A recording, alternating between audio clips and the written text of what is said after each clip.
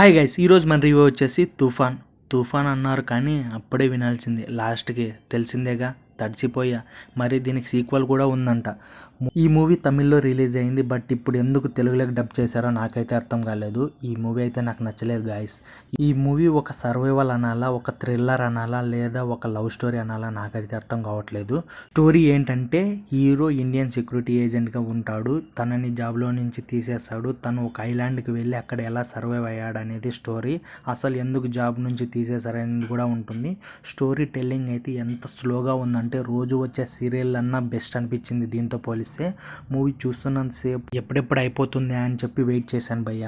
మూవీలో music and BGM ఏదో ఉంది, కానీ అది ఎందుకుందో తెలియదు. మ్యూజిక్లో మంచి పేరున్నా, హీరోగా మంచిగా పర్ఫామ్ చేస్తున్నా, ఒక మంచి స్టోరీ సెలెక్ట్ చేయలేకపోతే ఇలానే ఉంటుంది. నేను చెప్తుంది మన హీరో గురించి, విజయ్ ఆంటోనీ గారు పర్ఫార్మెన్స్ అయితే ఒక్కరు కూడా బాగా చేయలేదు భయ్య. So that's it guys. మీకు ఈ రివ్యూ నచ్చినట్లయితే లైక్, షేర్, సబ్స్క్రైబ్ చేసుకోండి భయ్య.